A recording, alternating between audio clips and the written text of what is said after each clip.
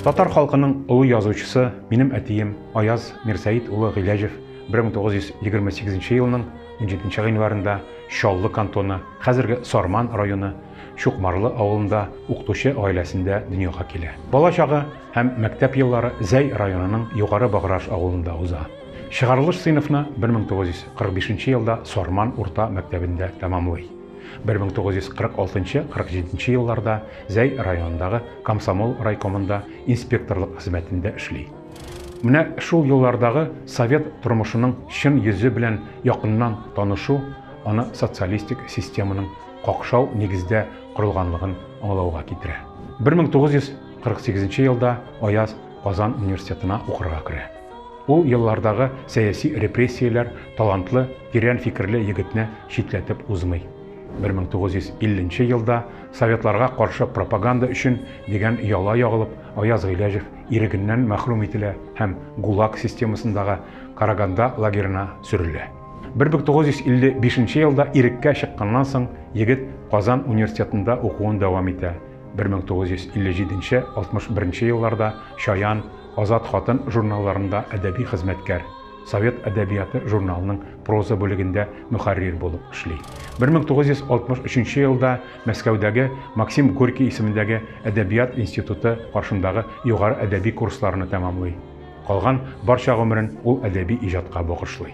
Иреккә чыккач та озак еллар Аяз Гыйләҗевкә җәмәгатьчелек тарафыннан кимсетелү карашларны кичәргә туры килә. Аның язмаларын беренче мәлдә бер кайда да бастырмаганнар. Чарасызлыктан язучының кайбер хикәяләре булачак хатыны Нақия Гыймадиева исеме астында дөнья күргән. Хатыны минем әнием татар теле укытучысы Нақия гомере буена Аяз Гыйләҗевкә терәк фикердәш булды. Аяз Гыйләҗевнең башлангыч иҗат тәҗрибәләре студентлык чорына карый. Ләкин актив иҗат эшчәнлеге тоткынлыктан соң башлана. Стилендә кырыс реализм, халыкчан образларга таяну, бай җыр тел һәм үзенчәлекле сурәтләү алымнары. Нинди темага язса да, кеше шәхсенең катлаулы рухи дөньясын, эш гамәлләрен анализлау күзәтелә. Һәр әсәрендә әхлаклылык, туган җиргә тугрылык принциплары төп урынны били. Татар теленең барлык табигый матурлыгын, байлыгын кулланып язылган әсәрләр көйгә салынган сыман аһәңле укылып, Аяз Гыйләҗевнең кабатланмас язу стилен тәшкил итә. Дүртәү, качак, берәү, өч аршын җир, урталыкта, язгы кәрваннар, мәхәббәт һәм нәфрәт турында хикәят әсәрләре белән Аяз Гыйләҗев үзен повестлар остасы итеп танытты. Тематик яктан күпчелек повестлары авыл тормышына, аның үткәне һәм киләчәге турында тирән фәлсәфи уйлануларга багышланган. Җомга көн кич белән, әтәч менгән читәнгә, өч аршын җир әсәрләре өчен ул 1983 елда Татарстанның Габдулла Тукай исемендәге дәүләт бүләгенә лаек булды. Аяз Гыйләҗев 3 дистәдән артык драма әсәрләре авторы да. Галиәскәр Камал исемендәге Татар академия театрында аның пьесалары буенча куелган Көзге ачы җилләрдә, Иңгер-меңгер, Я кайтырбыз, я кайтмабыз, Югалган көн, Китмәгез тургайлар, Өч аршын җир спектакльләре озак еллар алкышлар белән барды.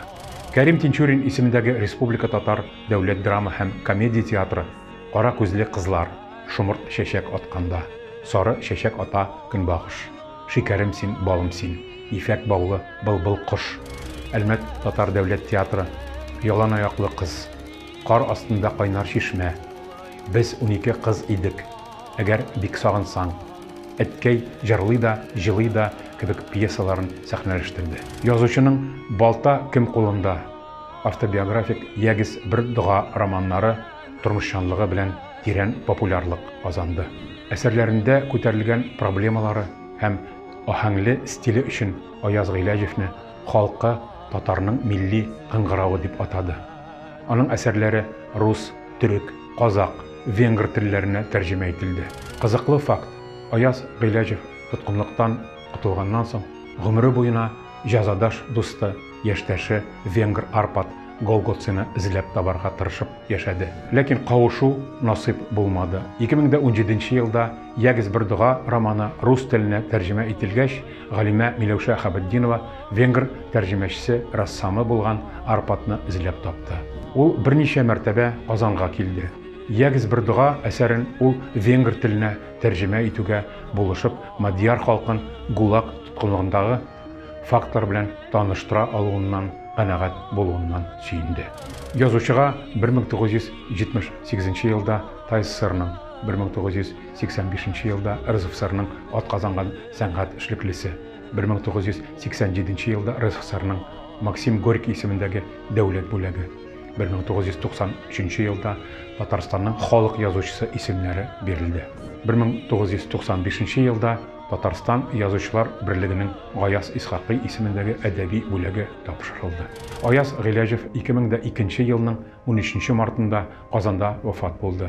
Яңа татар бистәсенең татар зиратында җирләнде. Аяз Гыйләҗевнең исемен мәңгеләштерү йөзеннән 2020 елда Чаллы дәүләт драма театрына аның исеме бирелде. Чыгарылышыбызны әтиемнең татар халкына калдырган васыяте белән тәмамлыйсы килә.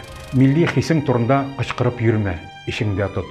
Аны эштә күрсәт һәм гомре буе йөрәгеңдә сакла. Күңелеңдә үстер, җаныңда тот.